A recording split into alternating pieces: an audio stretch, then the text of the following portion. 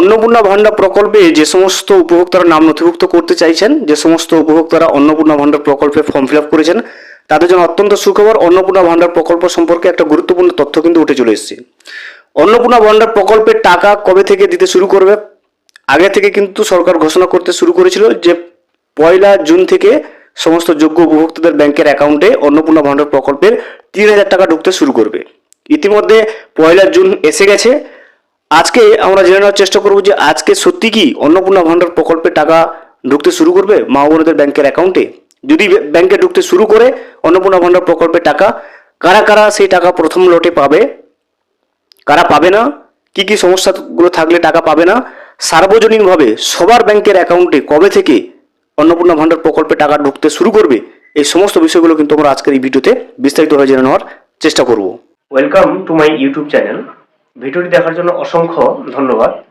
ভিডিওটি সম্পূর্ণভাবে দেখার আগে ছোট্ট একটা অনুরোধ, যদি চ্যানেলে নতুন হয়ে থাকেন অবশ্যই চ্যানেলটা সাবস্ক্রাইব করে রাখবেন এবং নোটিফিকেশনটা অন করে রাখবেন এই ধরনের সমস্ত আপডেট কিন্তু সবার আগে পাওয়ার জন্য। চলুন আজকের ভিডিওটি আমরা বিস্তারিতভাবে দেখে নিই। অন্নপূর্ণা যোজনার প্রথম কিস্তির টাকা আগামী বুধবার থেকেই উপভোক্তাদের ব্যাংক অ্যাকাউন্টে পাঠানো শুরু হবে। বিধাননগরে মুখ্যমন্ত্রী শুভেন্দু অধিকারী একথা জানান। দেখতে পাচ্ছেন, বিধাননগরে দাঁড়িয়ে রাজ্যের মুখ্যমন্ত্রী শুভেন্দু অধিকারী জানিয়ে দিয়েছেন যে বুধবার থেকে অন্নপূর্ণা ভান্ডার প্রকল্পে টাকা উপভোক্তাদের ব্যাংকের অ্যাকাউন্টে ঢুকতে শুরু করবে। ইতিমধ্যে প্রকল্পের জন্য নাম নথিভুক্তকরণ প্রক্রিয়া শুরু হয়ে গেছে এবং প্রথম পর্যায়ে প্রত্যেক যোগ্য উপভোক্তার অ্যাকাউন্টে 3,000 টাকা করে কিন্তু সরাসরি পাঠানো হবে। মুখ্যমন্ত্রী আরও বলেন, কেউ বিচলিত হবেন না, বিভ্রান্ত হবেন না, গুজবে কান দেবেন না। যারা নিজেরা ফর্ম পূরণ করতে পারবেন তাদের বাড়িতে বাড়িতে সরকারের পক্ষ থেকে কর্মীরা পৌঁছে যাবেন। দেখতে পাচ্ছেন, যারা নিজেরা ফর্ম পূরণ করতে পারবেন না তাদের বাড়িতে সরকারি আধিকারিকরা পৌঁছে গিয়ে কিন্তু ফর্ম পূরণ করিয়ে দেবেন, এমনটাই আশ্বাস দিয়েছেন রাজ্যের মুখ্যমন্ত্রী শুভেন্দু অধিকারী। এবং আবেদনপত্র জমা করে দেওয়ার ব্যবস্থাও তারা করবেন। প্রকৃত উপভোক্তাদের চিহ্নিত করেই আর্থিক সহায়তা পৌঁছে দেওয়ার উপর জোর দেন তিনি। শুভেন্দুর দাবি, পূর্ববর্তী ব্যবস্থায় একাধিক অনিয়মের অভিযোগ সামনে এসেছে। তার কথায়, আমরা চাই প্রকৃত প্রাপকদের হাতে এই অর্থ পৌঁছাক, কোনো অভারতীয় নাগরিকের অ্যাকাউন্টে এই টাকা যাক তা আমরা চাই না।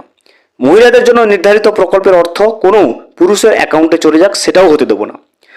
মুখ্যমন্ত্রী আরও দাবি করেন, রাজ্যের বিভিন্ন প্রান্তে অবৈধভাবে মহিলা কল্যাণমূলক প্রকল্পের সুবিধা নেওয়ার অভিযোগ একাধিক ব্যক্তির বিরুদ্ধে ব্যবস্থা নেওয়া হয়েছে এবং নতুন সরকার আর্থিক শৃঙ্খলা ও স্বচ্ছতা বজায় রেখেই প্রকল্প বাস্তবায়ন করবে বলে আশ্বাস দেন তিনি। শুভেন্দু অধিকারীর বক্তব্য, নির্বাচনের আগে বিজেপির দেওয়া সংকল্পপত্রে যে প্রতিশ্রুতিগুলো ছিল সেগুলো কিন্তু ধাপে ধাপে বাস্তবায়নে কাজ শুরু হয়েছে। অন্নপূর্ণা যোজনা সেই প্রতিশ্রুতিগুলির কিন্তু অন্যতম। পশ্চিমবঙ্গে প্রকৃত প্রাপকদের খুঁজে বের করে তাদের কাছে আমাদের প্রতিশ্রুতির প্রতিটা সদ পৌঁছে দেওয়া সরকারের দায়িত্ব বলেন তিনি।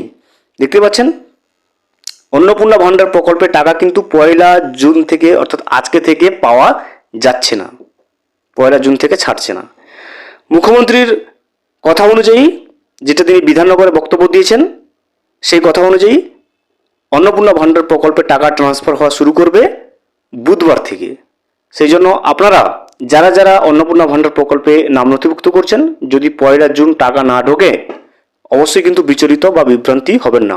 বুধবার থেকে অন্নপূর্ণা ভান্ডার প্রকল্পের প্রথম পেমেন্ট ঢোকানো শুরু করবে রাজ্য সরকার। ভিডিওটি সম্পূর্ণভাবে দেখার জন্য অসংখ্য ধন্যবাদ। এখনো পর্যন্ত যদি চ্যানেলে নতুন হয়ে থাকেন এবং সাবস্ক্রাইব না করে থাকেন, অনুগ্রহ করে চ্যানেলটা সাবস্ক্রাইব করে পাশে থাকবেন।